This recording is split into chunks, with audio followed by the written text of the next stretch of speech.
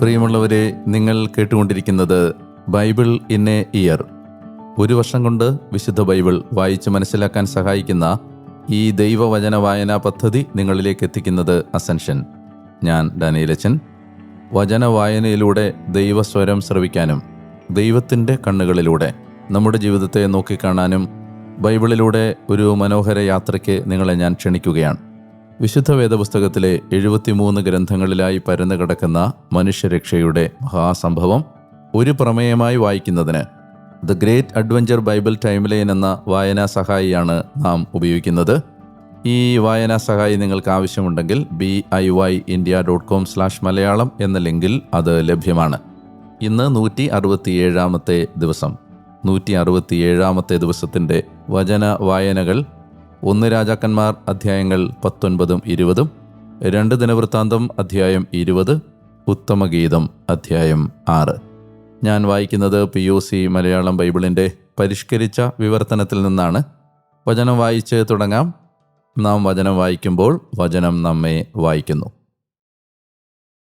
1 രാജാക്കന്മാർ അധ്യായം 19. ഏലിയ ഹോറേബിൽ. ഏലിയ ചെയ്തതൊക്കെയും വാളുകൊണ്ട് പ്രവാചകന്മാരെ മുഴുവൻ അവൻ വധിച്ചതും ആഹാബ് ജസബലിനോട് വിവരിച്ചു. അപ്പോൾ ജസബൽ ഏലിയായോട് പറയാൻ ഒരു ദൂതനെ അയച്ചു. നാളെ ഈ സമയമാകുമ്പോഴേക്ക് ഞാൻ നിന്റെ ജീവൻ അവരിൽ ഒരുവൻ്റെ ജീവൻ പോലെ ആക്കിയില്ലെങ്കിൽ ദേവന്മാർ ഇങ്ങനെയും ഇതിൽ കൂടുതലും എന്നോട് ചെയ്യട്ടെ. അവൻ ഭയപ്പെട്ട് എഴുന്നേറ്റ് തൻ്റെ ജീവനെ പ്രതി പലായനം ചെയ്തു. അവൻ യൂദയായിലെ ബെർഷേബായിലെത്തിയപ്പോൾ തൻ്റെ ഭൃത്യനെ അവിടെയാക്കി. അവനോ മരുഭൂമിയിൽ ഒരു ദിവസത്തെ വഴി നടന്ന് ഒരു വാടാമുൾ ചെടിയുടെ താഴെ വന്നിരുന്നു. തൻ്റെ ജീവാന്ത്യത്തിനായി അവൻ യാചിച്ചു. അവൻ പറഞ്ഞു, കർത്താവേ, ഇനി മതി, എൻ്റെ ജീവൻ എടുത്താലും എൻ്റെ പിതാക്കന്മാരെക്കാൾ ഞാൻ മെച്ചമല്ലല്ലോ. ഒരു വാടാമുൾ ചെടിയുടെ താഴെ കിടന്ന് അവൻ ഉറങ്ങി. ഇതാ, അവിടെ ഒരു ദൂതൻ അവനെ തട്ടി വിളിച്ച് അവനോട് പറഞ്ഞു, എഴുന്നേറ്റ് ഭക്ഷിക്കുക. അവൻ നോക്കിയപ്പോൾ ഇതാ, അവൻ്റെ തലയ്ക്കൽ ചുടുകല്ലിൽ ചുട്ടെടുത്ത അപ്പവും ഒരു പാത്രം വെള്ളവും. അവൻ തിന്നുകയും കുടിക്കുകയും ചെയ്തിട്ട് വീണ്ടും കിടന്നു. കർത്താവിൻ്റെ ദൂതൻ 2ാം പ്രാവശ്യവും അവനെ തട്ടി വിളിച്ചുകൊണ്ട് പറഞ്ഞു, എഴുന്നേറ്റ് ഭക്ഷിക്കുക, കാരണം യാത്ര നിനക്ക് ദുഷ്കരമായിരിക്കും. അവൻ എഴുന്നേറ്റ് തിന്നുകയും കുടിക്കുകയും ചെയ്തു. ആ ഭക്ഷണത്തിൻ്റെ ശക്തിയാൽ 40 പകലും 40 രാവും ദൈവത്തിൻ്റെ മലയായ ഹോറേബ് വരെ അവൻ നടന്നു.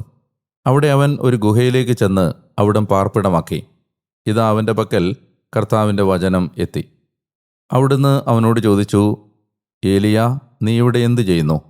അവൻ പറഞ്ഞു, സൈന്യങ്ങളുടെ ദൈവമായ കർത്താവിനെ പ്രതി ഞാൻ തീവ്രമായ തീക്ഷ്ണതയിലാണ്. കാരണം ഇസ്രായേല്യർ അങ്ങയുടെ ഉടമ്പടി ലംഘിച്ചിരിക്കുന്നു. അവർ അങ്ങയുടെ ബലിപീഠങ്ങൾ തകർക്കുകയും അങ്ങയുടെ പ്രവാചകന്മാരെ വാളുകൊണ്ട് വധിക്കുകയും ചെയ്തു. ഞാൻ മാത്രം ശേഷിച്ചിരിക്കുന്നു. എൻ്റെ ജീവനെടുക്കാൻ അവർ അന്വേഷിക്കുന്നു. അവിടുന്ന് പറഞ്ഞു, പുറത്തുപോയി മലയിൽ കർത്താവിൻ്റെ മുമ്പിൽ നിൽക്കുക. ഇതാ, കർത്താവ് കടന്നു പോവുകയായിരുന്നു. വലുതും കരുത്തുറ്റതുമായ ഒരു കാറ്റ് കർത്താവിൻ്റെ മുമ്പിൽ മലകൾ കീറിമുറിക്കുകയും പാറകൾ തകർക്കുകയും ചെയ്തു. കാറ്റിൽ കർത്താവില്ലായിരുന്നു. കാറ്റ് കഴിഞ്ഞ് ഭൂകമ്പമുണ്ടായി. ഭൂകമ്പത്തിൽ കർത്താവില്ലായിരുന്നു. ഭൂകമ്പത്തിന് ശേഷം അഗ്നിയുണ്ടായി. അഗ്നിയിലും കർത്താവില്ലായിരുന്നു. അഗ്നി കഴിഞ്ഞപ്പോൾ ഒരു മൃദുമന്ത്രണസ്വരം. ഏലിയ ഇത് കേട്ടപ്പോൾ മേലങ്കി കൊണ്ട് തൻ്റെ മുഖം മറച്ച് പുറത്തു വന്ന് ഗുഹാമുഖത്ത് നിന്നു. ഇത് അവനോട് ഒരു സ്വരം. അവിടുന്ന് ചോദിച്ചു, ഏലിയ, നീ ഇവിടെ എന്തു ചെയ്യുന്നു? അവൻ പറഞ്ഞു, സൈന്യങ്ങളുടെ ദൈവമായ കർത്താവിനെ പ്രതി ഞാൻ അതീവ തീക്ഷ്ണതയിലാണ്. കാരണം ഇസ്രായേല്യർ അങ്ങയുടെ ഉടമ്പടി ലംഘിച്ചിരിക്കുന്നു. അവർ അങ്ങയുടെ ബലിപീഠങ്ങൾ തകർക്കുകയും അങ്ങയുടെ പ്രവാചകന്മാരെ വാളുകൊണ്ട് വധിക്കുകയും ചെയ്തു. ഞാൻ മാത്രം ശേഷിച്ചിരിക്കുന്നു. എൻ്റെ ജീവനെടുക്കാനായി അവർ അതന്വേഷിക്കുന്നു. കർത്താവ് അവനോട് പറഞ്ഞു, നീ നിന്റെ വഴിക്ക് ദമാസ്കസിൻ്റെ മരുഭൂമിയിലേക്ക് തിരിച്ചു പോവുക. നീ അവിടെ എത്തുമ്പോൾ ഹസായേലിനെ ആരാമിൻ്റെ മേൽ രാജാവായി അഭിഷേകം ചെയ്യുക. നിംഷിയുടെ മകൻ യേഹുവിനെ ഇസ്രായേലിന് മേൽ രാജാവായി അഭിഷേകം ചെയ്യുക. ആബേൽ മെഹോലായിൽ നിന്നുള്ള ഷാഫാത്തിൻ്റെ മകൻ ഏലീഷായെ നിന്റെ സ്ഥാനത്ത് പ്രവാചകനായും അഭിഷേകം ചെയ്യുക. ഹസായേലിൻ്റെ വാളിൽ നിന്ന് രക്ഷപ്പെടുന്നവനെ യേഹു വധിക്കും. യേഹുവിൻ്റെ വാളിൽ നിന്ന് രക്ഷപ്പെടുന്നവനെ ഏലീഷാ വധിക്കും. ബാലിനു വേണ്ടി മടക്കിയിട്ടില്ലാത്ത മുട്ടുകളും അവനെ ചുംബിക്കാത്ത അധരവുമുള്ള 7000 പേരെ ഞാൻ ഇസ്രായേലിൽ ശേഷിപ്പിച്ചിരിക്കുന്നു. ഏലീഷായെ വിളിക്കുന്നു. അവൻ അവിടെ നിന്ന് പോയി ഷാഫാത്തിൻ്റെ മകൻ ഏലീഷായെ കണ്ടെത്തി. അയാൾ ഒഴുകുകയായിരുന്നു. അയാളുടെ മുമ്പിൽ 12 ജോഡി കാളകളുണ്ടായിരുന്നു. അയാൾ 12ാമത്തേതിനൊപ്പമായിരുന്നു. ഏലിയ അയാളെ കടന്നുപോയി. അപ്പോൾ അവൻ തൻ്റെ മേലങ്കി അയാളുടെ മേലേക്കിട്ടു. അയാൾ തൻ്റെ കാളയെ ഉപേക്ഷിച്ച് ഏലിയായുടെ പിന്നാലെ ഓടിച്ചെന്ന് പറഞ്ഞു, ഞാൻ എൻ്റെ പിതാവിനെയും മാതാവിനെയും ചുംബിക്കട്ടെ, എന്നിട്ട് ഞാൻ നിന്നെ അനുഗമിക്കാം. അപ്പോൾ അവൻ അയാളോട് പറഞ്ഞു, പോയി വരിക, ഞാൻ നിന്നോടൊന്നും ചെയ്തില്ലല്ലോ. അയാൾ അവൻ്റെ പിന്നിൽ നിന്ന് മടങ്ങിപ്പോയി 1 ജോഡി കാളകളെ എടുത്ത് അവയെ കൊന്ന് കലപ്പ കൊണ്ട് അവയുടെ മാംസം വേവിച്ച് ജനത്തിന് നൽകി. അവർ അത് ഭക്ഷിച്ചു. അയാൾ എഴുന്നേറ്റ് ഏലിയായെ അനുഗമിച്ച് അവനെ ശുശ്രൂഷിച്ചു. 1 രാജാക്കന്മാർ അധ്യായം 20. ആരാമുമായി യുദ്ധം. ആരാമിൻ്റെ രാജാവായ ബെൻഹദാദ് തൻ്റെ സൈന്യം മുഴുവനെയും ഒരുമിച്ച് കൂട്ടി. 32 രാജാക്കന്മാർ കുതിരയോടും രഥത്തോടും കൂടെ അവനോടൊപ്പം ഉണ്ടായിരുന്നു. അവൻ സമരിയായ്ക്കെതിരെ കയറിച്ചെന്ന് ഉപരോധമേർപ്പെടുത്തി അതിനോട് യുദ്ധം ചെയ്തു. അവൻ ദൂതന്മാരെ ഇസ്രായേൽ രാജാവായ ആഹാബിൻ്റെ പക്കലേക്ക് പട്ടണത്തിലേക്ക് അയച്ചു. അവൻ അയാളോട് പറഞ്ഞു, ബെൻഹദാദ് ഇങ്ങനെ അറിയിക്കുന്നു, നിന്റെ വെള്ളിയും നിന്റെ സ്വർണവും എൻ്റേതാണ്, നിന്റെ ഭാര്യമാരും സമർത്ഥരായ മക്കളും എനിക്കുള്ളതാണ്. ഇസ്രായേൽ രാജാവ് മറുപടിയായി പറഞ്ഞു, എൻ്റെ യജമാനനായ രാജാവേ, അങ്ങയുടെ വാക്കുപോലെ ഞാനും എനിക്കുള്ളതും അങ്ങയുടേതാണ്. ദൂതന്മാർ തിരിച്ചുവന്ന് പറഞ്ഞു, ബെൻഹദാദ് ഇങ്ങനെ പറയാൻ ആജ്ഞാപിക്കുന്നു, നിന്റെ വെള്ളിയും സ്വർണവും നിന്റെ ഭാര്യമാരെയും പുത്രന്മാരെയും എനിക്ക് തരണമെന്ന് പറയാൻ ഞാൻ നിന്റെ പക്കലേക്ക് ആളയച്ചിരുന്നല്ലോ. നാളെ ഈ സമയമാകുമ്പോഴേക്കും ഞാൻ എൻ്റെ സേവകന്മാരെ നിന്റെ പക്കലേക്ക് അയക്കും. നിന്റെ കൊട്ടാരവും സേവകന്മാരുടെ വീടുകളും പരിശോധിച്ച് നിന്റെ ദൃഷ്ടികളിൽ പ്രിയപ്പെട്ടതൊക്കെയും അവർ കൈക്കലാക്കി കൊണ്ടുപോരും. അപ്പോൾ ഇസ്രായേൽ രാജാവ് ദേശത്തെ എല്ലാ ശ്രേഷ്ഠന്മാരെയും വിളിച്ചുകൂട്ടി പറഞ്ഞു, ഇവൻ തിന്മ അന്വേഷിക്കുന്നത് നിങ്ങൾ കണ്ടു ഗ്രഹിച്ചാലും. എന്തെന്നാൽ ഇവൻ എൻ്റെ ഭാര്യമാർക്കും മക്കൾക്കും എൻ്റെ വെള്ളിക്കും സ്വർണത്തിനും വേണ്ടി ആളയച്ചിരിക്കുന്നു. അതിനോട് ഞാൻ എതിർത്തില്ല.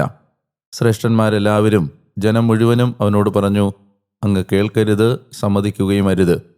അതിനാൽ അവൻ ബെൻഹദാദിൻ്റെ ദൂതന്മാരോട് പറഞ്ഞു, എൻ്റെ യജമാനനായ രാജാവിനോട് പറയുവൻ, ഈ ദാസൻ്റെ പക്കലേക്ക് അങ്ങ് പറഞ്ഞയച്ചവയിൽ ആദ്യത്തേതെല്ലാം ഞാൻ ചെയ്യാം. എന്നാൽ ഈ കാര്യം ചെയ്യാൻ എനിക്ക് സാധ്യമല്ല. ദൂതന്മാർ പോയി അവന് വാർത്ത എത്തിച്ചു. ബെൻഹദാദ് അവൻ്റെ അടുക്കലേക്ക് ആളയച്ച് പറഞ്ഞു, സമരിയായിലെ മണ്ണ് എൻ്റെ അനുയായികളായ ജനത്തിന് മുഴുവൻ ഓരോ പിടി വാരാൻ തികഞ്ഞാൽ ദേവന്മാർ എന്നോട് ഇങ്ങനെയും അതിലധികവും ചെയ്തുകൊള്ളട്ടെ. ഇസ്രായേൽ രാജാവ് മറുപടിയായി പറഞ്ഞു, നിങ്ങൾ പറയുവിൻ, അരമുറുക്കുന്നവൻ അഴിക്കുന്നവനെപ്പോലെ വമ്പ് പറയരുത്. ഈ കാര്യം കേട്ടപ്പോൾ അവനും അവൻ്റെ രാജാക്കന്മാരും കൂടാരങ്ങളിൽ കുടിച്ചുകൊണ്ടിരിക്കുകയായിരുന്നു. അവൻ തൻ്റെ സേവകരോട് പറഞ്ഞു, തയ്യാറാകുവിൻ. അവർ നഗരത്തിനെതിരെ തയ്യാറായി നിന്നു. അപ്പോൾ ഇതാ ഒരു പ്രവാചകൻ ഇസ്രായേൽ രാജാവായ ആഹാബിൻ്റെ അടുത്ത് വന്ന് പറഞ്ഞു, കർത്താവ് ഇങ്ങനെ അരുൾ ചെയ്യുന്നു, ഈ വലിയ ആൾക്കൂട്ടം നീ കണ്ടില്ലേ? ഇതാ ഞാൻ ഇന്ന് അതിനെ നിനക്ക് നൽകിയിരിക്കുന്നു. ഞാനാണ് കർത്താവെന്ന് നീ അറിയും. ആഹാബ് ആരാഞ്ഞു, ആരിലൂടെ? അയാൾ പറഞ്ഞു, കർത്താവ് ഇങ്ങനെ അരുൾ ചെയ്യുന്നു, ദേശാധിപതികളുടെ ചെറുപ്പക്കാരിലൂടെ. അവൻ ചോദിച്ചു, ആരാണ് യുദ്ധം ആരംഭിക്കേണ്ടത്? അയാൾ പ്രത്യുത്തരിച്ചു, നീ തന്നെ. അവൻ ദേശാധിപതികളുടെ ചെറുപ്പക്കാരുടെ കണക്കെടുത്തു. അവർ 232 പേരുണ്ടായിരുന്നു. അവർക്ക് ശേഷം അവൻ ഇസ്രായേലിയരായ സൈന്യം മുഴുവൻ്റെയും കണക്കെടുത്തു. അവർ 7000 പേരുണ്ടായിരുന്നു. അവൻ ഉച്ചനേരത്ത് പുറപ്പെട്ടു. അപ്പോൾ കൂടാരങ്ങളിൽ ബെൻഹദാദ് കുടിച്ചുന്മത്തനായിരിക്കുകയായിരുന്നു. അവനും രാജാവായ അവനെ സഹായിക്കുന്ന 32 രാജാക്കന്മാരും. ദേശാധിപതികളുടെ ചെറുപ്പക്കാർ മുമ്പേ പുറപ്പെട്ടു. അപ്പോൾ ബെൻഹദാദ് ആളയച്ചു. അവർ അവനെ ഇപ്രകാരം അറിയിച്ചു, സമരിയായിൽ നിന്ന് ആളുകൾ പുറപ്പെട്ടിരിക്കുന്നു. അവൻ ആജ്ഞാപിച്ചു, അവർ പുറപ്പെട്ടിരിക്കുന്നത് സമാധാനത്തിനാണെങ്കിൽ അവരെ ജീവനോടെ പിടിക്കുവിൻ. അവർ പുറപ്പെട്ടിരിക്കുന്നത് യുദ്ധത്തിനാണെങ്കിലും ജീവനോടെ അവരെ പിടിക്കുവിൻ. നഗരത്തിൽ നിന്ന് വന്ന കൂട്ടർ ദേശാധിപതികളുടെ ചെറുപ്പക്കാരും അവർക്ക് പിന്നാലെയുള്ള സൈന്യവുമായിരുന്നു. അവർ ഓരോ ആളും എതിരാളിയെ വധിച്ചു. ആരാംകാർ പലായനം ചെയ്തു. ഇസ്രായേൽ അവരെ പിന്തുടർന്നു. ആരാം രാജാവായ ബെൻഹദാദ് കുതിരപ്പുറത്ത് രക്ഷപ്പെട്ടു, കുതിരപ്പടയാളികളും. ഇസ്രായേൽ രാജാവ് പുറപ്പെട്ട് കുതിരകളെയും രഥങ്ങളെയും ആക്രമിച്ചു. ആരാമിന് അവൻ വലിയ പ്രഹരമേൽപ്പിച്ചു. അപ്പോൾ മേൽപ്പറഞ്ഞ പ്രവാചകൻ ഇസ്രായേൽ രാജാവിൻ്റെ അടുത്ത് വന്ന് അവനോട് പറഞ്ഞു, പോയി സ്വയം ശക്തിപ്പെടുത്തുക. നീ ചെയ്യുന്നതെല്ലാം അറിഞ്ഞും കണ്ടും ചെയ്യുക. കാരണം ആരാം രാജാവ് ഈ വസന്തത്തിൽ നിനക്കെതിരെ കയറി വരും. ആരാം രാജാവിൻ്റെ സേവകന്മാർ അവനോട് പറഞ്ഞു, ഗിരിദേവന്മാരാണ് അവരുടെ ദേവന്മാർ, അതുകൊണ്ടാണ് അവർ നമ്മെക്കാൾ പ്രബലരായത്. സമതലത്തിൽ വെച്ച് നമ്മൾ അവരോട് യുദ്ധം ചെയ്താൽ തീർച്ചയായും നമുക്കവരെക്കാൾ പ്രബലരാകാം. ഇക്കാര്യം ചെയ്യുക, രാജാക്കന്മാർ ഓരോരുത്തരെയും സ്വസ്ഥാനത്ത് നിന്ന് മാറ്റി തലസ്ഥാനത്ത് ഗവർണർമാരെ നിയമിക്കുക. അങ്ങയുടെ പക്ഷത്ത് നിന്ന് വീണ സൈന്യത്തിൻ്റെ അത്രയും സൈന്യത്തെയും കുതിരയ്ക്ക് കുതിര, രഥത്തിന് രഥം എന്നിവയെയും അണിനിരത്തുക. നമുക്കവരോട് സമതലത്തിൽ വെച്ച് യുദ്ധം ചെയ്യാം. നിശ്ചയമായും നമ്മൾ അവരുടെ മേൽ പ്രബലപ്പെടും. അപ്പോൾ അവൻ അവരുടെ സ്വരം ശ്രവിച്ച് അതുപോലെ പ്രവർത്തിച്ചു. വസന്തത്തിൽ ബൻഹദാദ് ആരാമിൻ്റെ കണക്കെടുത്ത് ഇസ്രായേലുമായി യുദ്ധം ചെയ്യുന്നതിന് അഫേക്കിലേക്ക് കയറി ചെന്നു. ഇസ്രായേല്യരുടെയും കണക്കെടുക്കപ്പെട്ടു. അവർ ഒരുങ്ങി അക്കൂട്ടരെ നേരിടാൻ പോയി. ഇസ്രായേല്യർ 2 ചെറിയ കോലാട്ടിൻ പറ്റം പോലെ അവർക്കെതിരെ പാളയമടിച്ചു. എന്നാൽ ആരാംകാർ ദേശം നിറഞ്ഞിരുന്നു. അപ്പോൾ ഒരു ദൈവപുരുഷൻ അടുത്തുവന്ന് ഇസ്രായേൽ രാജാവിനോട് പറഞ്ഞു, കർത്താവ് ഇങ്ങനെ അരുൾ ചെയ്യുന്നു, കർത്താവ് ഗിരിദേവനാണ്, അവൻ താഴ്വരകളുടെ ദേവനല്ല എന്ന് ആരാംകാർ പറയുന്നതിനാൽ ഈ വലിയ ആൾക്കൂട്ടത്തെ മുഴുവൻ ഞാൻ നിന്റെ കയ്യിൽ ഏൽപ്പിച്ചു തരും. ഞാനാണ് കർത്താവെന്ന് നിങ്ങൾ അറിയും. അവർ മുഖാമുഖമായി 7 ദിവസം പാളയമടിച്ചു. 7-ാം ദിവസമായപ്പോൾ യുദ്ധം ആരംഭിച്ചു. ഇസ്രായേല്യർ കാലാളുകളായ 100,000 ആരാംകാരെ ഒറ്റ ദിവസം കൊണ്ട് വധിച്ചു. ശേഷിച്ചവർ അഫേക്ക് നഗരത്തിലേക്ക് പലായനം ചെയ്തു. ശേഷിച്ച ആ 27,000 ആളുകളുടെ മേൽ നഗരമതിൽ പതിച്ചു. ബൻഹദാദ് പലായനം ചെയ്ത് നഗരത്തിലെ ഒരു ഉള്ളറയിലെത്തി. അവൻ്റെ സേവകന്മാർ അവനോട് പറഞ്ഞു, ഇതാ ഇസ്രായേൽ ഭവനത്തിലെ രാജാക്കന്മാർ കരുണയുള്ള രാജാക്കന്മാരാണെന്ന് ഞങ്ങൾ കേട്ടിട്ടുണ്ട്. അരയിൽ ചാക്കും തലയിൽ കയറും ധരിച്ച് ഇസ്രായേൽ രാജാവിൻ്റെ അടുത്തേക്ക് ഞങ്ങൾ പോകട്ടെ. ഒരുപക്ഷേ അവൻ അങ്ങയുടെ ജീവൻ നിലനിർത്തിയേക്കും. അവർ തങ്ങളുടെ അരയിൽ ചാക്കുകളും തലയിൽ കയറുകളും ചുറ്റി ഇസ്രായേൽ രാജാവിൻ്റെ പക്കലേക്ക് വന്നു. അവർ പറഞ്ഞു, അങ്ങയുടെ ദാസൻ ബൻഹദാദ് യാചിക്കുന്നു, എൻ്റെ ജീവൻ നിലനിൽക്കാനിടയാകട്ടെ. ആഹാബ് പ്രതിവചിച്ചു, അവൻ ഇനിയും ജീവിക്കുന്നോ? അവൻ എൻ്റെ സഹോദരനാണ്. ആ മനുഷ്യർ ശുഭലക്ഷണം കണ്ട് അത് അവനിൽ നിന്നുള്ള അനുകൂല പ്രഖ്യാപനമായി എടുത്ത് തിടുക്കം കൂട്ടി പറഞ്ഞു, അതെ, ബൻഹദാദ് അങ്ങയുടെ സഹോദരനാണ്. അവൻ ആജ്ഞാപിച്ചു, പോയി അവനെ കൂട്ടിക്കൊണ്ടുവരുവിൻ. ബൻഹദാദ് അവൻ്റെ പക്കലേക്ക് എത്തിയപ്പോൾ അവൻ അയാളെ രഥത്തിൽ കയറ്റി. അവൻ അയാളോട് പറഞ്ഞു, എൻ്റെ പിതാവ് നിന്റെ പിതാവിൽ നിന്ന് പിടിച്ചെടുത്ത പട്ടണങ്ങൾ ഞാൻ മടക്കിത്തരുന്നു. എൻ്റെ പിതാവ് സമരിയായിൽ സ്ഥാപിച്ചതുപോലെ നീയും ദമാസ്കസിൽ തെരുവീഥികൾ സ്ഥാപിക്കണം. ഈ വ്യവസ്ഥയിൽ ഞാൻ നിന്നെ വിട്ടയക്കുന്നു. അവൻ അയാളുമായി ഒരു ഉടമ്പടി ഉറപ്പിച്ച് അയാളെ വിട്ടയച്ചു. ആഹാബിനെതിരെ പ്രവചനം. പ്രവാചക ഗണത്തിൽ നിന്നൊരാൾ കർത്താവിൻ്റെ വാക്കുവഴി തൻ്റെ ഒരു സ്നേഹിതനോട് പറഞ്ഞു, എന്നെ പ്രഹരിച്ചാലും. അയാൾ അവനെ പ്രഹരിക്കാൻ വിസമ്മതിച്ചു. അപ്പോൾ അവൻ അയാളോട് പറഞ്ഞു, കർത്താവിൻ്റെ സ്വരം നീ അനുസരിക്കാത്തതുകൊണ്ട് ഇതാ നീ എൻ്റെ അടുത്തു നിന്ന് പോകുമ്പോൾ നിന്നെ ഒരു സിംഹം കൊല്ലും. അയാൾ അവൻ്റെ പക്കൽ നിന്ന് പോയപ്പോൾ ഒരു സിംഹം അയാളെ കണ്ടു. അത് അയാളെ കൊന്നുകളഞ്ഞു. അവൻ വേറൊരാളെ കണ്ടുമുട്ടി പറഞ്ഞു, എന്നെ പ്രഹരിച്ചാലും. അയാൾ അവനെ പ്രഹരിച്ച് പരിക്കേൽപ്പിച്ചു. അതിനുശേഷം പ്രവാചകൻ പോയി രാജാവിനായി വഴിയിൽ നിലയുറപ്പിച്ചു. തൻ്റെ കണ്ണുകൾക്ക് മീതെ ആവരണമിട്ട് അവൻ വേഷപ്രച്ഛന്നനായിരുന്നു. രാജാവ് കടന്നുപോയപ്പോൾ അവൻ രാജാവിനോട് വിളിച്ചു പറഞ്ഞു, അങ്ങയുടെ ദാസൻ യുദ്ധത്തിന് നടുവിൽ ഇറങ്ങിച്ചെന്നിരുന്നു. ഇതാ ഒരുവൻ തിരിഞ്ഞ് ഒരാളെ എൻ്റെ അടുത്തെത്തിച്ച് പറഞ്ഞു, ഇയാളെ കാത്തുകൊള്ളുക. ഇയാൾ നഷ്ടമാവുകയെങ്ങാനും ചെയ്താൽ ഇയാളുടെ ജീവന് പകരം നൽകേണ്ടത് നിന്റെ ജീവനായിരിക്കും. അല്ലെങ്കിൽ നീ 1 കിക്കാർ വെള്ളി തൂക്കി പിഴയൊടുക്കണം. എന്നാൽ അങ്ങയുടെ ഈ ദാസൻ പല കാര്യങ്ങൾ ചെയ്യുന്നതിനിടയിൽ അവൻ അപ്രത്യക്ഷനായി. ഇസ്രായേൽ രാജാവ് പറഞ്ഞു, അങ്ങനെ നിന്റെ വിധി നീ തന്നെ നിശ്ചയിച്ചു. അവൻ പെട്ടെന്ന് കണ്ണിനു മീതെ നിന്ന് ആവരണം എടുത്തു മാറ്റി. അവൻ പ്രവാചകന്മാരിൽ ഒരുവനാണെന്ന് ഇസ്രായേൽ രാജാവ് തിരിച്ചറിഞ്ഞു.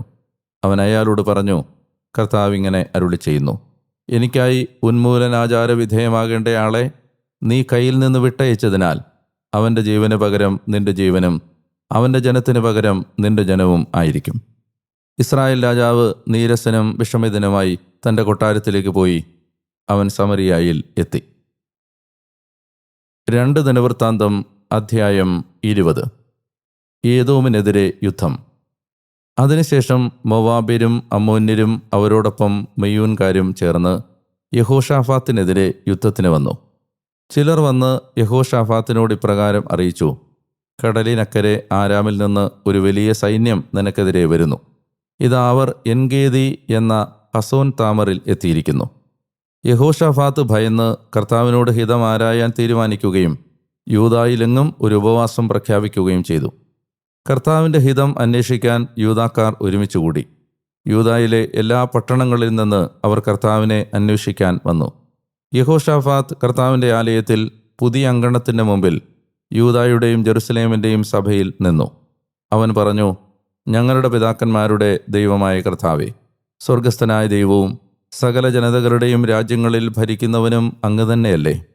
അങ്ങയുടെ കരത്തിലാണ് ശക്തിയും പ്രാബല്യവും. അങ്ങയോട് കിടപിടിക്കാൻ ആരുമില്ല. ഞങ്ങളുടെ ദൈവമേ, അങ്ങയുടെ ജനമായ ഇസ്രായേലിൻ്റെ മുമ്പിൽ നിന്ന് ഈ ദേശത്തെ നിവാസികളെ അങ്ങ് പുറത്താക്കുകയും അങ്ങയുടെ സ്നേഹിതനായ അബ്രാഹത്തിൻ്റെ സന്തതിക്ക് എന്നേക്കുമായി അത് നൽകുകയും ചെയ്തില്ലേ? അവർ അവിടെ വസിക്കുകയും അങ്ങയുടെ നാമത്തിനായി അവിടെ അങ്ങേക്ക് ഒരു വിശുദ്ധ സ്ഥലം പണിയുകയും ചെയ്തുകൊണ്ട് അവർ ഇപ്രകാരം പറഞ്ഞുവല്ലോ: ഞങ്ങളുടെ മേൽ അനർത്ഥം, ന്യായവിധി, വാൾ, പകർച്ചവ്യാധി, ക്ഷാമം എന്നിവ വരുമ്പോൾ ഞങ്ങൾ ഈ ആലയത്തിന് മുമ്പിലും അങ്ങയുടെ മുമ്പിലും നിൽക്കുകയും ഞങ്ങളുടെ കഷ്ടതയിൽ ഞങ്ങൾ അങ്ങയെ വിളിച്ചപേക്ഷിക്കുകയും ചെയ്താൽ അങ്ങ് ശ്രവിക്കുകയും രക്ഷിക്കുകയും ചെയ്യും. എന്തെന്നാൽ അങ്ങയുടെ നാമം ഈ ആലയത്തിലുണ്ട്. അന്ന് ഈജിപ്ത് ദേശത്ത് നിന്ന് ഇസ്രായേൽ പോരുമ്പോൾ അമ്മോന്യരുടെയും മൊവാബ്യരുടെയും സെയീർ പർവ്വതക്കാരുടെയും ഇടയിലൂടെ പോകാൻ അങ്ങ് അവരെ അനുവദിച്ചില്ല. അങ്ങനെ അവർ അക്കൂട്ടരെ നശിപ്പിക്കാതെ പിന്തിരിഞ്ഞു. എന്നാൽ ഇതാ, അങ്ങ് ഞങ്ങൾക്ക് കൈവശമാക്കി തന്ന അങ്ങയുടെ അവകാശത്തിൽ നിന്ന് ഞങ്ങളെ തുരത്താൻ അവർ തന്നെ വന്ന് ഞങ്ങളോട് തിന്മ പ്രവർത്തിക്കുന്നു. ഞങ്ങളുടെ ദൈവമേ, അങ്ങ് അവരുടെ മേൽ ന്യായവിധി നടത്തുകയില്ലേ? കാരണം ഞങ്ങൾക്കെതിരെ വരുന്ന ഈ വലിയ സൈന്യത്തിൻ്റെ മുമ്പിൽ ഞങ്ങൾക്ക് ശക്തിയില്ല. ഞങ്ങൾ എന്തു ചെയ്യണമെന്ന് ഞങ്ങൾക്കറിയില്ല. എങ്കിലും അങ്ങയുടെ നേർക്കാണ് ഞങ്ങളുടെ ദൃഷ്ടികൾ. യൂദാക്കാരെല്ലാവരും അവരുടെ കുഞ്ഞുങ്ങളോടും ഭാര്യമാരോടും പുത്രന്മാരോടും കൂടെ കർത്തൃസന്നിധിയിൽ നിന്നു. അപ്പോൾ കർത്താവിൻ്റെ അരൂപി സഭാമധ്യേ നിന്നിരുന്ന ആസാഫിൻ്റെ പുത്രന്മാരിൽ നിന്നുള്ള ലേവായനായ യഹസിയേലിൻ്റെ മേൽ വന്നു. അവൻ മത്താനിയായുടെ പുത്രനായിരുന്ന ജെയ്യേലിൻ്റെ പുത്രനായ ബെനായായുടെ പുത്രൻ സക്കറിയായുടെ പുത്രനായിരുന്നു. അവൻ പറഞ്ഞു: എല്ലാ യൂദാക്കാരും ജെറുസലേം നിവാസികളും യഹോഷാഫാത്ത് രാജാവും ശ്രദ്ധിക്കട്ടെ. കർത്താവ് നിങ്ങളോട് ഇങ്ങനെ അരുൾ ചെയ്യുന്നു: ഈ വൻ സൈന്യത്തിൻ്റെ മുമ്പിൽ നിങ്ങൾ ഭയപ്പെടേണ്ട, പരിഭ്രമിക്കുകയും അരുത്. എന്തെന്നാൽ യുദ്ധം നിങ്ങളുടേതല്ല, ദൈവത്തിൻ്റേതാണ്. നാളെ അവർക്കെതിരെ ഇറങ്ങിച്ചെല്ലുക. ഇതാ, അവർ കയറി വരുന്നത് സീസ് കയറ്റത്തിലൂടെയാണ്. യെറുവേൽ മരുഭൂമിയുടെ മുമ്പിൽ താഴ്വര അവസാനിക്കുന്നിടത്ത് വെച്ച് നിങ്ങൾ അവരെ നേരിടും. ഇതിൽ യുദ്ധം ചെയ്യുന്നത് നിങ്ങളല്ല. യൂദായേ, ജെറുസലേമേ, അണിനിരന്ന് കാത്തുനിന്ന് നിങ്ങളോടൊപ്പമുള്ള കർത്താവിൻ്റെ രക്ഷ കാണുവിൻ. നിങ്ങൾ ഭയപ്പെടുകയോ പരിഭ്രമിക്കുകയോ വേണ്ട. നാളെ അവർക്ക് നേരെ പുറപ്പെടുവിൻ. കർത്താവ് നിങ്ങളോട് കൂടെയുണ്ട്. അപ്പോൾ യഹോഷാഫാത്ത് നിലംപറ്റ താണു വണങ്ങി. കർത്താവിനെ ആരാധിക്കുന്നതിന് യൂദാ മുഴുവനും ജെറുസലേം നിവാസികളും കർത്താവിൻ്റെ മുമ്പിൽ കുമ്പിട്ടു. കെഹാത്യരും കോരഹ്യരുമായ ലേവായർ ഇസ്രായേലിൻ്റെ ദൈവമായ കർത്താവിനെ അത്യുച്ചത്തിൽ സ്തുതിക്കാനായി എഴുന്നേറ്റു. അവർ അതിരാവിലെ ഉണർന്ന് തെക്കോവ മരുഭൂമിയിലേക്ക് പുറപ്പെട്ടു. അവർ പുറപ്പെട്ടപ്പോൾ യഹോഷാഫാത്ത് എഴുന്നേറ്റ് നിന്ന് പറഞ്ഞു: യൂദാക്കാരെ, ജെറുസലേം നിവാസികളെ, എന്നെ കേൾക്കുവിൻ. നിങ്ങളുടെ ദൈവമായ കർത്താവിൽ വിശ്വസിക്കുവിൻ. നിങ്ങൾ സംരക്ഷിതരായിരിക്കും. അവിടുത്തെ പ്രവാചകരിൽ വിശ്വസിക്കുവിൻ. അപ്പോൾ നിങ്ങൾ വിജയം വരിക്കും. ജനങ്ങളുമായി ആലോചിച്ച് കർത്താവിനായി ഗായകരെയും വിശുദ്ധ വസ്ത്രങ്ങൾ അണിഞ്ഞ സ്തുതിപ്പുകാരെയും അവൻ നിയോഗിച്ചു. സൈന്യത്തിന് മുമ്പിൽ പുറപ്പെട്ടപ്പോൾ അവർ ഉരുവിട്ടുകൊണ്ടിരുന്നു. കർത്താവിന് നിങ്ങൾ കൃതജ്ഞതയർപ്പിക്കുവിൻ. എന്തെന്നാൽ അവിടുത്തെ കാരുണ്യം ശാശ്വതമാണ്. അവർ ഗാനത്താലും കീർത്തനത്താലും സ്തുതിച്ച ആ സമയം കർത്താവ് യൂദായ്ക്കെതിരെ വന്ന അമ്മോന്യർ, മൊവാബ്യർ, സെയീർ പർവ്വതക്കാർ എന്നിവർ അവർക്കെതിരെ പതിയിരിപ്പുകാരെ ഏർപ്പെടുത്തി. അങ്ങനെ അക്കൂട്ടർ പ്രഹരിക്കപ്പെട്ടു. അമ്മോന്യരും മൊവാബ്യരും സെയീർ പർവ്വത നിവാസികളെ നശിപ്പിച്ച് ഇല്ലാതാക്കാൻ ഒന്നിച്ചു നിന്നു. സെയീർ നിവാസികളെ ഇല്ലാതാക്കി കഴിഞ്ഞപ്പോൾ അവർ ഓരോരുത്തരും നാശത്തിനായി പരസ്പരം സഹായിച്ചു. മരുഭൂമിയിലെ കാവൽ ഗോപുരത്തിൽ വന്ന് സൈന്യത്തിന് നേരെ യൂദാക്കാർ തിരിഞ്ഞപ്പോൾ ഇതാ, അവർ ശവശരീരങ്ങളായി നിലത്ത് വീണ് കിടക്കുന്നു. രക്ഷപ്പെട്ട ആരുമില്ലായിരുന്നു. യഹോഷാഫാത്ത് തൻ്റെ ജനത്തോടൊപ്പം അവരുടെ വസ്തുക്കൾ കൊള്ളയടിക്കാൻ ചെന്നു. അവരുടെ ഇടയിൽ വളരെയധികം വസ്തുക്കളും ശവശരീരങ്ങളും വിലയേറിയ പാത്രങ്ങളും അവർ കണ്ടെത്തി. അവർ വഹിക്കാവുന്നതിലധികം തങ്ങൾക്കായി കൊള്ള ചെയ്തു. വസ്തുക്കൾ കൊള്ള ചെയ്യുന്നത് 3 ദിവസം നീണ്ടുനിന്നു. എന്തെന്നാൽ അവ അത്രയേറെ ഉണ്ടായിരുന്നു. 4-ാം ദിവസം അവർ ബറാക്ക താഴ്വരയിൽ ഒന്നിച്ചുകൂടി. അവിടെ അവർ കർത്താവിനെ വാഴ്ത്തി. അതുകൊണ്ട് ആ സ്ഥലത്തിൻ്റെ പേര് ഇന്നുവരെ ബറാക്ക താഴ്വര എന്ന് അവർ വിളിക്കുന്നു. അവർ യൂദാക്കാരും ജെറുസലേംകാരുമായ ഓരോരുത്തരും തങ്ങളുടെ നേതാവ് യഹോഷാഫാത്തിനോടൊത്ത് ആഹ്ലാദപൂർവ്വം ജെറുസലേമിലേക്ക് മടങ്ങിപ്പോകുന്നതിനായി തിരിച്ചു. എന്തെന്നാൽ കർത്താവ് തങ്ങളുടെ ശത്രുക്കളുടെ മേൽ അവരെ സന്തോഷിക്കാൻ ഇടയാക്കിയിരുന്നു. വീണകൾ, കിന്നരങ്ങൾ, കാഹളങ്ങൾ എന്നിവയോടെ അവർ ജെറുസലേമിൽ കർത്താവിൻ്റെ ഭവനത്തിലേക്ക് ചെന്നു. ഇസ്രായേലിൻ്റെ ശത്രുക്കളോട് കർത്താവ് യുദ്ധം ചെയ്തെന്ന് കേട്ടപ്പോൾ ദേശങ്ങളിലെ സകല ഭരണകൂടങ്ങളുടെയും മേൽ ദൈവത്തോടുള്ള ഭീതി ഉളവായി. യഹോഷാഫാത്തിൻ്റെ രാജ്യം ശാന്തമായിരുന്നു. അവൻ്റെ ദൈവം അവന് ചുറ്റുപാടും നിന്ന് സ്വസ്ഥത നൽകി. അങ്ങനെ യഹോഷാഫാത്ത് യൂദായിൽ ഭരിച്ചു. ഭരണമേൽക്കുമ്പോൾ അവന് 35 വയസ്സായിരുന്നു. അവൻ 25 വർഷം ജെറുസലേമിൽ ഭരിച്ചു. അവൻ്റെ അമ്മയുടെ പേര് അസൂബ എന്നായിരുന്നു. അവൾ ഷിൽഹിയുടെ പുത്രിയായിരുന്നു. അവൻ തൻ്റെ പിതാവായ ആസായുടെ മാർഗത്തിൽ ചരിച്ചു. കർത്താവിൻ്റെ ദൃഷ്ടികളിൽ ശരിയായത് പ്രവർത്തിച്ചുകൊണ്ട് അവൻ അതിൽ നിന്ന് വ്യതിചലിച്ചില്ല. എങ്കിലും അവർ പൂജാഗിരികൾ നീക്കം ചെയ്തില്ല. തങ്ങളുടെ പിതാക്കന്മാരുടെ ദൈവത്തിൽ ജനം ഇനിയും തങ്ങളുടെ ഹൃദയം ഉറപ്പിച്ചിരുന്നില്ല. യഹോഷാഫാത്തിൻ്റെ പ്രവൃത്തികളുടെ ശിഷ്ടഭാഗം ഇസ്രായേൽ രാജാക്കന്മാരുടെ പുസ്തകത്തിൽ ചേർക്കപ്പെട്ടിട്ടുള്ള ഹനാനിയുടെ പുത്രനായ യേഹൂവിൻ്റെ വൃത്താന്തങ്ങളിൽ എഴുതപ്പെട്ടിട്ടുണ്ട്. അനന്തരം യൂദാ രാജാവായ യഹോഷാഫാത്ത് ഇസ്രായേൽ രാജാവായ അഹസിയായുമായി സഖ്യത്തിൽ ഏർപ്പെട്ടു. അയാൾ തിന്മ പ്രവർത്തിക്കുന്നവനായിരുന്നു. താർഷീഷിലേക്ക് പോകുന്നതിന് കപ്പലുകൾ നിർമ്മിക്കുന്നതിന് അവൻ അയാളുമായി സഖ്യം ചെയ്തു. യെസിയോൻ ഗേബറിൽ വെച്ച് അവർ കപ്പൽ നിർമ്മിച്ചു. മരേഷായിൽ നിന്നുള്ള ദേദാവാഹുവിൻ്റെ പുത്രൻ എലിയസർ യഹോഷാഫാത്തിനെതിരെ ഇപ്രകാരം പ്രവചിച്ചു: അഹസിയായുമായി നീ സഖ്യം ചെയ്തതിനാൽ നീ നിർമ്മിച്ചതെല്ലാം കർത്താവ് നശിപ്പിക്കുന്നു. അങ്ങനെ കപ്പലുകളെല്ലാം തകർക്കപ്പെട്ടു. താർഷീഷിലേക്ക് പോകാൻ അവയ്ക്ക് കഴിഞ്ഞില്ല. ഉത്തമഗീതം അധ്യായം 6. തോഴിമാർ. അങ്കനമാരിൽ അഴകാർന്നവളെ, നിന്റെ പ്രിയൻ എങ്ങോട്ടാണ് നടന്നത്? എങ്ങോട്ടാണ് നിന്റെ പ്രിയതമൻ തിരിഞ്ഞുപോയത്? നിന്നോടൊപ്പം ഞങ്ങളും അവനെ തേടാം. മണവാട്ടി. എൻ്റെ പ്രിയൻ തൻ്റെ ഉദ്യാനത്തിലേക്ക്, സുഗന്ധദ്രവ്യ തടങ്ങളിലേക്ക് ഇറങ്ങിയതാണ്. തോട്ടങ്ങളിൽ ആടുമേയ്ക്കാനും ലില്ലിപ്പൂക്കൾ ശേഖരിക്കാനും തന്നെ. ഞാൻ എൻ്റെ പ്രിയൻ്റേതാണ്. ലില്ലികൾക്കിടയിൽ ആടുമേയ്ക്കുന്ന എൻ്റെ പ്രിയൻ എൻ്റേതും. മണവാളൻ. എൻ്റെ സഖി, നീ തിർസ പോലെ മനോഹരിയാണ്, ജെറുസലേം പോലെ സുന്ദരിയും. കൊടിക്കൂറകൾ ഏന്തിയവരെ പോലെ നീ ഭയതയുമാണ്. എന്നെ ആമഗ്നനാക്കുന്ന നിന്റെ ആ നയനങ്ങൾ നീ എന്നിൽ നിന്ന് പിൻവലിക്കുക. ഗിലെയാദിൽ നിന്ന് പരന്നു കിടക്കുന്ന കോലാട്ടിൻ പറ്റം പോലെയാണ് നിന്റെ കേശം. കുളി കഴിഞ്ഞ് കയറി വരുന്ന ചെമ്മരിയാട്ടിൻ പറ്റം പോലെയാണ് നിന്റെ ദന്തങ്ങൾ. അവയെല്ലാം ഇരട്ട പിറന്നവയാണ്. അവയിലൊന്നിനും അനവത്യതയില്ല. നിന്റെ മൂടുപടത്തിനു പിന്നിൽ നിന്റെ കവിൾത്തടം മാതള പഴപ്പകുതി പോലെയാണ്. 60 രാജ്ഞിമാരും 80 ഉപതാരികളും എണ്ണമറ്റ യുവതികളുമുണ്ട്. എന്നാൽ ഒരുവൾ മാത്രമാണ് എൻ്റെ മാടപ്രാവ്, എൻ്റെ തികവുറ്റവൾ. തൻ്റെ അമ്മയ്ക്ക് അവൾ ഒരുവൾ മാത്രം. തന്നെ പ്രസവിച്ചവൾക്ക് അവൾ സംശുദ്ധയാണ്. പെൺമക്കൾ അവളെ കണ്ട് ഭാഗ്യാഭിവാദനം ചെയ്തു. രാജ്ഞിമാരും ഉപനാരികളും അവളെ സ്തുതിച്ചു. ഉഷസ് പോലെ ദൃശ്യയായവളും അമ്പിളി പോലെ മനോഹരിയും വെയിൽ പോലെ തെളിഞ്ഞവളും കൊടിക്കൂറകൾ ഏന്തിയവരെ പോലെ ഭയതയുമായ ഇവൾ ആരാണ്? മണവാട്ടി. താഴ്വരയിലെ പുതുനാമ്പുകൾ നോക്കാൻ, മുന്തിരിവള്ളി മുട്ടിട്ടോ എന്നും മാതളമരങ്ങൾ പൂവിട്ടോ എന്നും കാണാൻ ഞാൻ ബദാം തോട്ടത്തിലേക്ക് ഇറങ്ങിച്ചെന്നു. ഞാൻ അറിയാതെ തന്നെ എൻ്റെ ആത്മാവ് എന്നെ എൻ്റെ വരേണ്യജനത്തിൻ്റെ രഥങ്ങളിൽ ഇരുത്തി.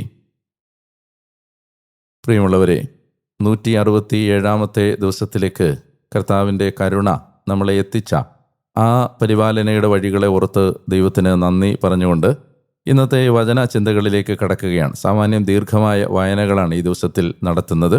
അതുകൊണ്ട് നിങ്ങളുടെ വചന വായനയിൽ നിങ്ങൾക്ക് മടുപ്പ് തോന്നരുത് എന്ന് ഒരിക്കൽ കൂടി ഞാൻ ഓർമ്മിപ്പിക്കുന്നു.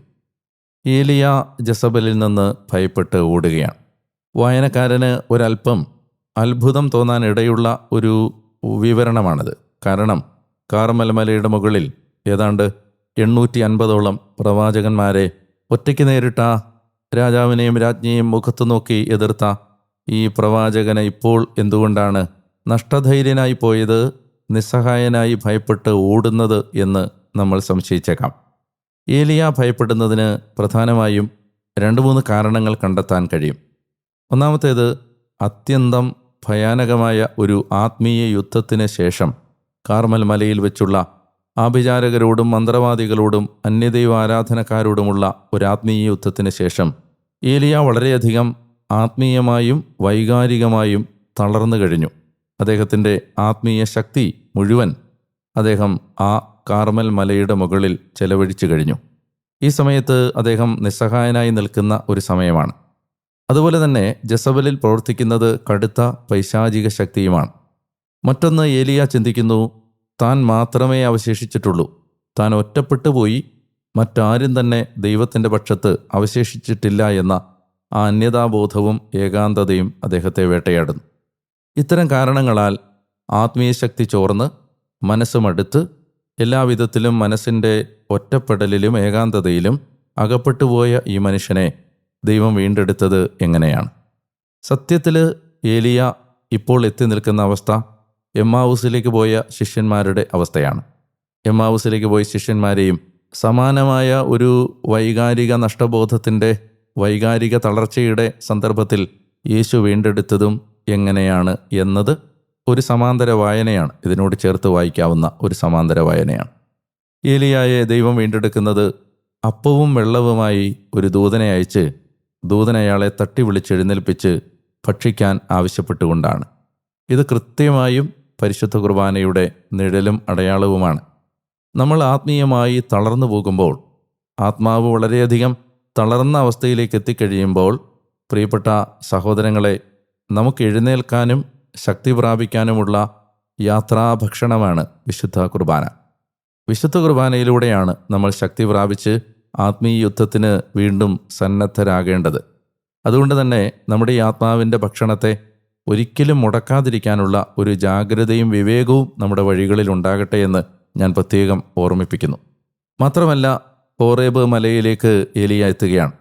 ഓർക്കണം, ഹോറേബ് ഇസ്രായേൽ ഉടമ്പടി സ്വീകരിച്ച സീനായി മലയാണ്. മോശ ദൈവത്തെ മുൾപ്പടർപ്പിൽ കണ്ടുമുട്ടിയ സ്ഥലമാണ്. ഏലിയ വീണ്ടും അവിടേക്ക് എത്തുന്നത് തികച്ചും വ്യക്തിപരമായ ഒരു ദൈവാനുഭവത്തിനായി ദൈവം അയാളെ എത്തിച്ചതുകൊണ്ടാണ്. ഏലിയായെ ദൈവം രണ്ടാമതായി ശക്തിപ്പെടുത്തുന്നത് ദൈവ സാന്നിധ്യം വെളിപ്പെടുത്തി കൊടുത്തുകൊണ്ടാണ്. അവിടെ വെച്ച് അയാൾ തന്നെയല്ലെന്ന് അയാളെ ദൈവം ബോധ്യപ്പെടുത്തുന്നു. ബാലിൻ്റെ അധരങ്ങളെ ചുംബിക്കാത്ത, ബാലിൻ്റെ മുമ്പിൽ മുട്ടുമടക്കാത്ത 7000 പേരെ താൻ അവശേഷിപ്പിച്ചിട്ടുണ്ട് എന്ന ഒരു കോൺഫിഡൻസ് ഏലിയായിക്ക് ദൈവം നൽകുന്നു. തൻ്റെ അനന്തരാവകാശിയായി, തൻ്റെ അനന്തരഗാമിയായി ഏലീഷായെയും അടുത്ത രാജാവിനെയും അടുത്ത പുരോഹിതനെയുമെല്ലാം തിരഞ്ഞെടുക്കാനുള്ള ഒരു ഉത്തരവാദിത്തം ഏൽപ്പിച്ച് ഏലിയായെ മലമുകളിൽ നിന്ന് ദൈവം മടക്കി അയക്കുന്നതാണ് നമ്മൾ കാണുന്നത്. അതുമാത്രമല്ല, ഏലിയായ്ക്ക് ആശ്വാസമായി ദൈവം നൽകുന്ന മറ്റൊരു പ്രധാനപ്പെട്ട ഒരു സഹായമാണ് ഏലീഷ എന്ന തൻ്റെ ഭൃത്യനെ ദൈവം ഏലിയായ്ക്ക് കാണിച്ചു കൊടുക്കുന്നതും ഈ മലമുകളിൽ വെച്ചാണ്. ജീവിതത്തിൻ്റെ ഏറ്റവും നിസ്സഹായമായ അവസ്ഥകളിൽ എത്തി നിൽക്കുന്ന നമുക്ക് പ്രത്യാശ പകരേണ്ടതാണ് ഈ വചനം. കാരണം എല്ലാം ദൈവത്തിൻ്റെ നിയന്ത്രണത്തിലാണ് എന്നും ഏത് പ്രത്യാശ നഷ്ടപ്പെട്ട, നിരാശ ബാധിച്ച അനുഭവത്തിൻ്റെ നടുവിലും ദൈവത്തിന് അതിൽ നിന്ന്, ഈ ഇരുട്ടിൽ നിന്ന് പുതിയ സൂര്യോദയങ്ങൾ സൃഷ്ടിക്കാൻ കഴിയുമെന്നും വിശ്വസിക്കാനുള്ള ഒരു ശക്തമായ പ്രേരണ ഇന്നത്തെ വചനവായന നമുക്ക് നൽകുന്നുണ്ട്. ദിനവൃത്താന്ത പുസ്തകത്തിലെ യഹോശാഫാത്തിൻ്റെ പ്രാർത്ഥന വളരെ വളരെ മനോഹരമായ പ്രാർത്ഥനയാണ്. ഞാനത് വിശദീകരിച്ച് അതിനെക്കുറിച്ച് പ്രതിപാദിക്കുന്ന വീഡിയോകൾ ഓൺലൈനിൽ ലഭ്യമാണ്. വളരെ മനോഹരമായ ഈ പ്രാർത്ഥന യഹോശാഫാത്ത് ജെറിക്കോ പട്ടണം കീഴടക്കിയ ജോഷുവയെ പോലെ ഈ യുദ്ധത്തിൽ ജയിക്കുന്നത് ആയുധം കൊണ്ടല്ല, ആരാധന കൊണ്ടാണ് എന്ന് മനസ്സിലാക്കി തരുന്ന ഈ പ്രാർത്ഥന നിങ്ങൾ ശ്രദ്ധാപൂർവം ഒരിക്കൽ കൂടി വായിക്കണമെന്നും ഞാൻ നിങ്ങളെ ഓർമ്മിപ്പിക്കുന്നു. മടുത്തു പോകാതെ, ജീവിതത്തിൻ്റെ പ്രതിസന്ധികളിൽ തളർന്നു പോകാതെ മുന്നോട്ടു പോകാൻ എന്നും ഒരു ശക്തി കേന്ദ്രമായി നമ്മെ കാത്തിരിക്കുന്ന ദിവ്യകാരുണ്യത്തിൻ്റെ ആ സാന്നിധ്യത്തിലേക്ക്, കാൽച്ചുവട്ടിലേക്ക് എത്താൻ മനോഹരമായ ഒരു ക്ഷണം കൂടി നൽകിക്കൊണ്ടാണ് ഇന്നത്തെ വചനവായന അവസാനിക്കുന്നത്. നിങ്ങൾക്ക് ഒരു നല്ല ദിവസം ഉണ്ടാകട്ടെ എന്ന് ഞാൻ പ്രത്യേകം പ്രാർത്ഥിക്കുന്നു. നല്ല കർത്താവേ, അങ്ങയുടെ മഹാകാരുണ്യത്തിന് ഞാൻ നന്ദി പറയുകയാണ്.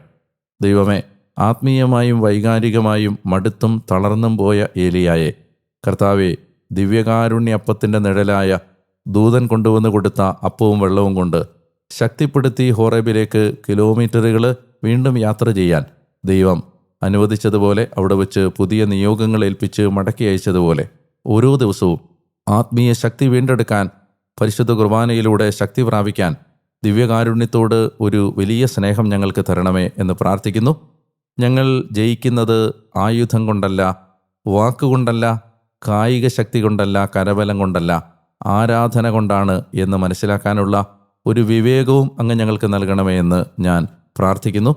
കർത്താവെ, 167 ദിവസത്തിലേക്ക് വചനവായന എത്തുമ്പോൾ അങ്ങയുടെ അനന്തമായ പരിപാലനയിലാണത് സംഭവിക്കുന്നതെന്ന് ഞങ്ങൾ തിരിച്ചറിയുന്നു. വചനവായന പൂർത്തിയാക്കാൻ ഞങ്ങളെ അങ്ങ് സഹായിക്കുമെന്ന് ഞങ്ങൾ വിശ്വസിക്കുന്നു. യേശുവിൻ്റെ നാമത്തിൽ ഞങ്ങളുടെ പ്രാർത്ഥന കേൾക്കണമേ. പ്രിയപ്പെട്ടവരെ, നിങ്ങളുടെ വചനവായനയിലെ പുരോഗതി തീർച്ചയായും അറിയാൻ എനിക്ക് സന്തോഷമുണ്ട്. നിങ്ങൾ യൂട്യൂബിൽ ആണ് ഇത് കാണുന്നതെങ്കിൽ, അല്ലെങ്കിൽ ഏത് പ്ലാറ്റ്ഫോമിലാണ് നിങ്ങൾ കാണുന്നതെങ്കിലും കമൻറ്റ് ബോക്സുകളിൽ പ്രതികരിക്കാനുള്ള അവസരങ്ങൾ ഉപയോഗിക്കണം. നിങ്ങളുടെ വചനവായനയിൽ നിങ്ങൾക്കുണ്ടാകുന്ന അനുഭവങ്ങൾ തീർച്ചയായിട്ടും പങ്കുവെക്കുകയും ചെയ്യണം. ഞങ്ങളോട് കമ്മ്യൂണിക്കേറ്റ് ചെയ്യാനുള്ള കാര്യങ്ങൾ, അതിനുള്ള വഴികൾ നിങ്ങൾക്ക് വെബ്സൈറ്റിൽ ലഭ്യമാണ്. നിങ്ങളുടെ അനുഭവങ്ങളും നിങ്ങളുടെ ബോധ്യങ്ങളും നിങ്ങളുടെ പ്രാർത്ഥനകളും അവിടെ നിങ്ങൾക്ക് പങ്കുവെക്കാവുന്നതാണ്. ദൈവം നിങ്ങളെ സമൃദ്ധമായി അനുഗ്രഹിക്കട്ടെ എന്ന് പ്രാർത്ഥിക്കുന്നു. നമുക്ക് പരസ്പരം പ്രാർത്ഥിച്ചുകൊണ്ട് കാത്തിരിക്കാം. നാളെ വീണ്ടും നിങ്ങളുടെ അടുത്തേക്ക് ഈ വചനം വായിച്ച് എത്താനായി ഞാൻ സത്യത്തിൽ കൊതിയോടെ കാത്തിരിക്കുന്നു. നിങ്ങൾക്ക് വേണ്ടി ഞാൻ പ്രാർത്ഥിക്കുകയും ചെയ്യുന്നു. ഞാൻ ഡാനിയേലച്ചൻ. മഹത്വം യേശുവിന് മാത്രം. സർവശക്തനായ ദൈവം നിങ്ങളെ അനുഗ്രഹിക്കട്ടെ. പിതാവിൻ്റെയും പുത്രൻ്റെയും പരിശുദ്ധാത്മാവിൻ്റെയും നാമത്തിൽ ആമേൻ.